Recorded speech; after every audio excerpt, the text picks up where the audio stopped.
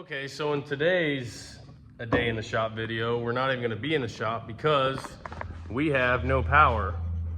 And Karina's still working, and we went and unloaded the Camaro so we can get the Pro Charger pulled off of it and sent in, and then we're pretty much, we can't do anything without any power. We could work in the dark, but nobody likes to work in the dark. So I was actually messaging a guy on Facebook Marketplace, of all places. I know it's hard to believe me on Marketplace, but we found an S10 5 minutes away for $450. So that's kind of hard to pass up. And we've just got this lonely old motor and trans sitting over there, just dying to go into something. We've got new heads for it, a new cam for it. We can get a transmission rebuild kit, put in this thing and slap it in that S10. And what I really want to do, what I've been thinking of lately and been pondering on and trying to dream up in my head, is to do something with S10 rear suspension that actually uses the brackets I already sell, the leaf spring brackets. I'm not going to tell you exactly what it is, but this truck will give me the platform, the chassis I need to design off of. Kind of like the Chevelle, although the Chevelle's taken forever. This is just what's going to be next in line after the Chevelle, I think. So stay tuned. We're going to go get a S10. We're hitting the road. The truck is a whopping 5 minutes just that way. Literally right down the road. Oh, we don't have power. We ain't got stoplights. Choo, buddy.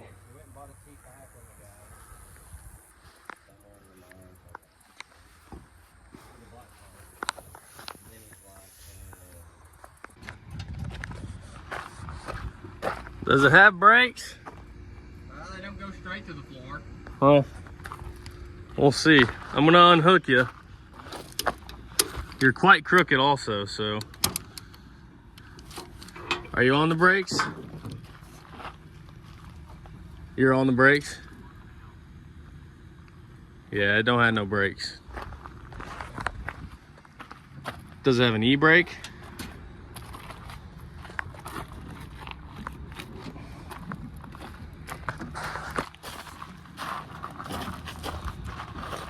Say what? Well, this got a little bit more sketchy. You just stay in it. I don't think it's gonna roll far enough to hit the building. It'll be all right. Just keep your wheels straight for now.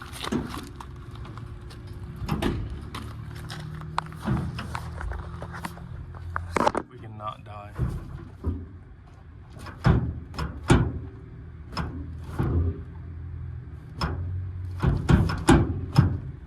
Is your wheel straight? Okay, yeah, you're good.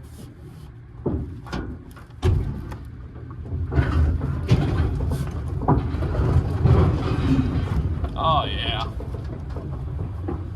Easy peasy. I'm gonna move the truck and then we can, oh yeah, put the ramps back in, we'll move the truck, and then this thing can get power washed.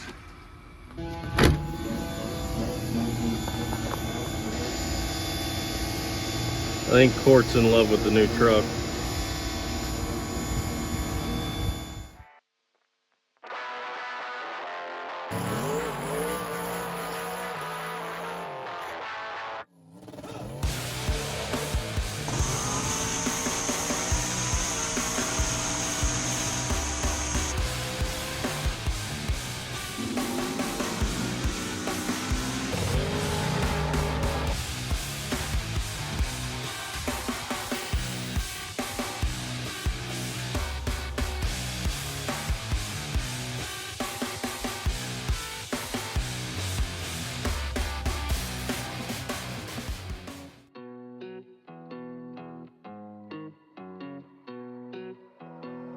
Vibing, yeah.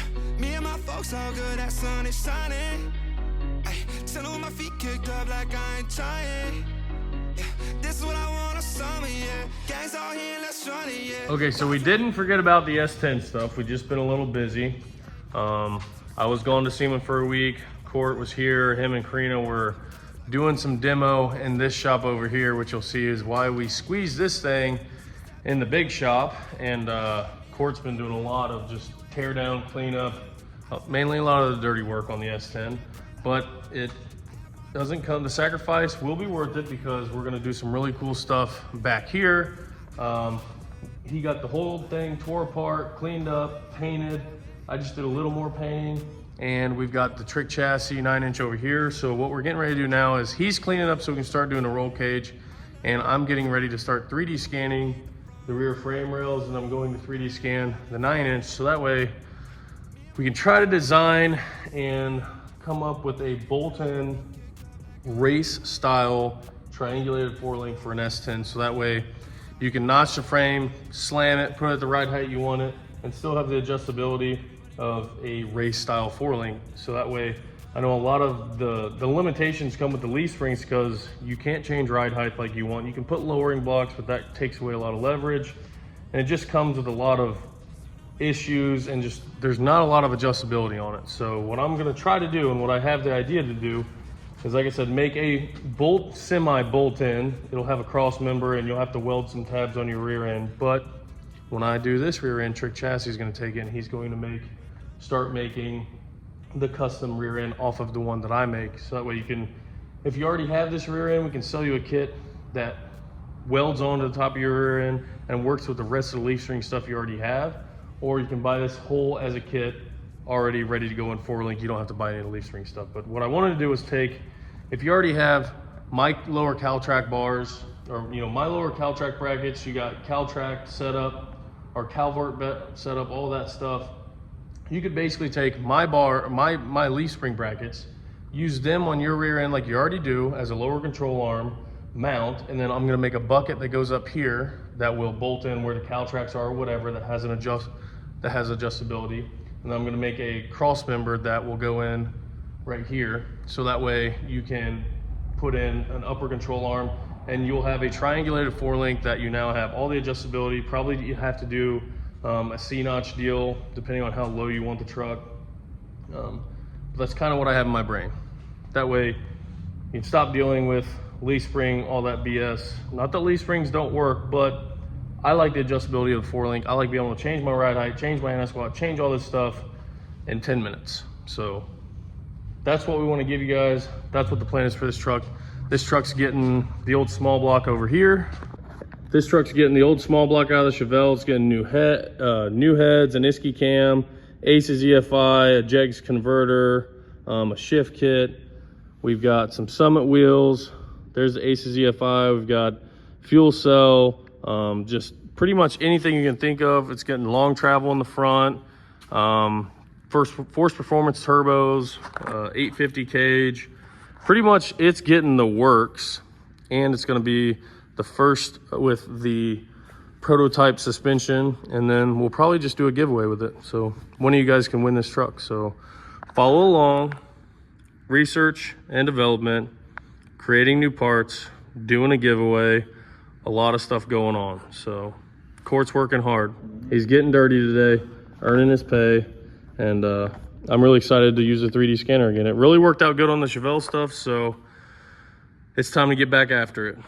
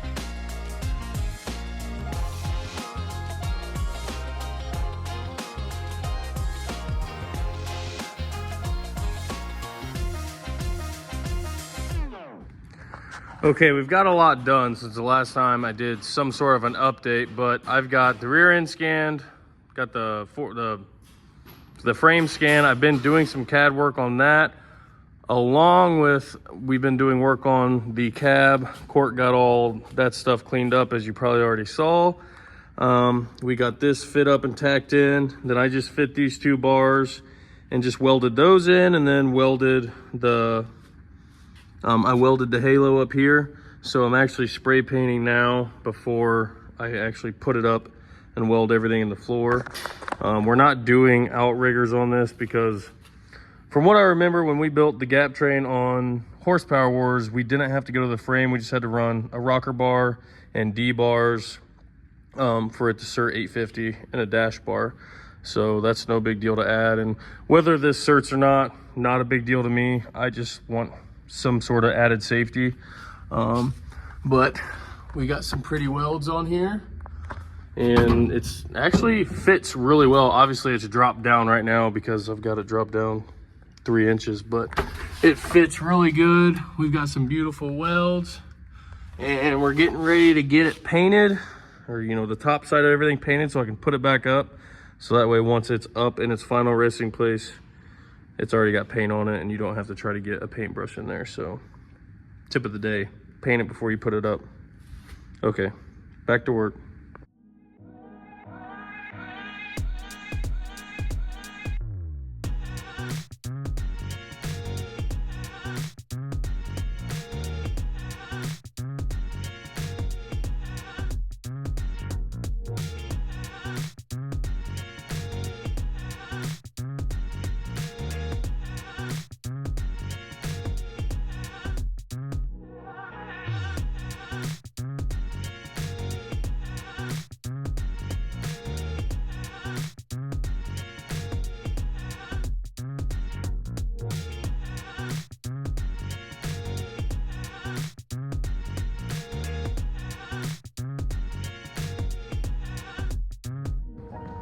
Okay, I believe I am at a stopping point on the cage for now. I need to order some 1.5" tubing, but I've got a lot done today.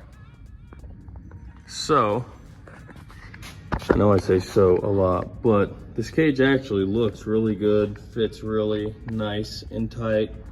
I'm not exactly happy about this bend on these because it's so high, but the dash will come in and it'll kind of hide it. The way the bars were, there's no way for them to be further down. That bend actually needs to be less of a radius. And I also cracked our windshield, and I didn't know it, but the cage is all in. D-bars are in, plates are in. That's all welded up in there. Got our rocker bar in down there. And now I'm just gonna do a dash bar, and then I'll have to bend a seat bar. And I know it probably won't cert, but I'm gonna come off the seat bar and go to the top of here, where actually this is where our upper torque box is gonna be. So I'm gonna brace to there.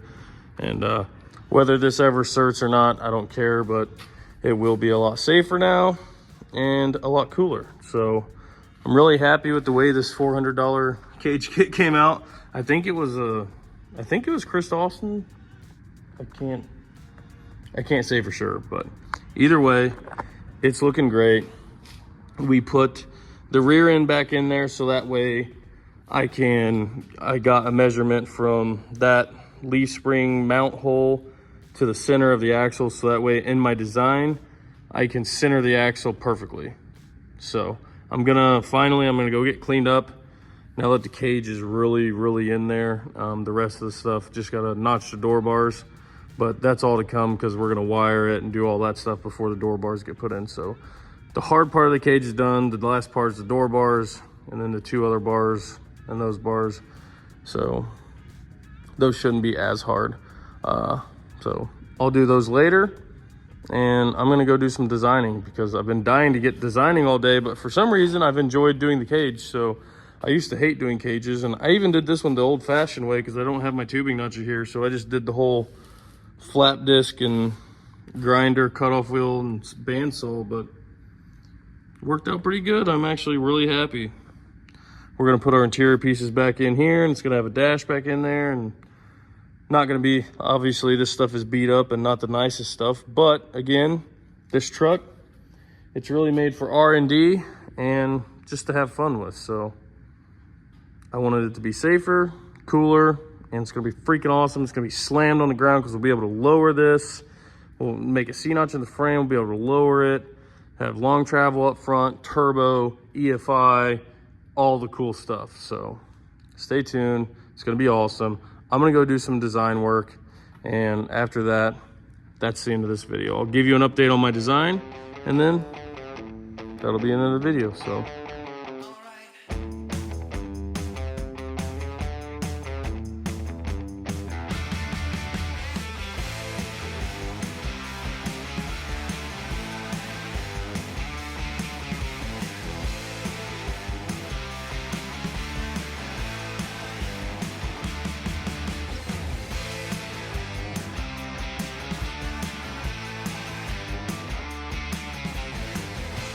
All right, ladies and gents, this is what I have so far. I've got my bracket, my L bracket made, and even my 4-link drops made. I'll get this out of the way and show you. So I've got a bracket that legit fits directly in where all of your factory rivets will be.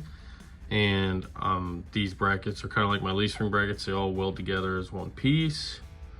And you'll literally just bolt them right into your frame after you cut out the old rivets. So after that, so you're also, I have this notch cut out so that way your 4-link bar can go up in these top holes and not hit anything. You'll just have to notch that out of your frame also. But there are so many cool features in Fusion and this 3D scanning equipment that are so easy to use, and I could show you a couple of them. It's hard for me to explain because I don't exactly know what I'm talking about, but you can do a sketch basically where it creates its own sketch around the mesh, and then I can draw a circle off that, and that locates everything, and then I have a center point to draw off of, which is how I drew all of this stuff, was just drawing off center points. But needless to say, this is what it's gonna kind of look like. I think it looks freaking awesome. And this is only gonna hang down 2¼ inches below your factory leaf spring pocket, which is actually still higher than what a Caltrack would hang down. So next thing's next, I get to start designing the upper control arms and this here torque box. So that's it for this video. I'm actually 3D printing these pieces right now. I'll show you those, but I have to get scanning and designing an O-ring tool for, sorry, I got a bunch of lights and boxes and shelves, but here's our pieces that, oh no, yes, resume. But I'm printing our drops now, and this is the angle piece, so hopefully that didn't mess up too bad. So you got some stringers. Oh no, that's bad. Well, I'll come back and fix that.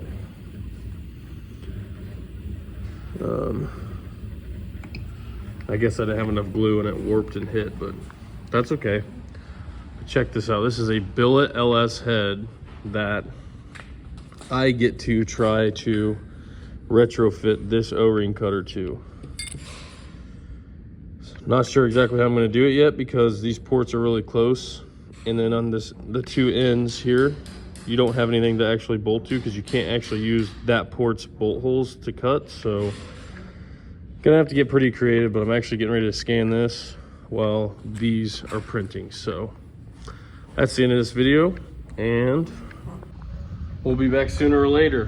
Court got a lot of work done on the S10 today, so that way I can get these brackets test fitted on there once they're printed.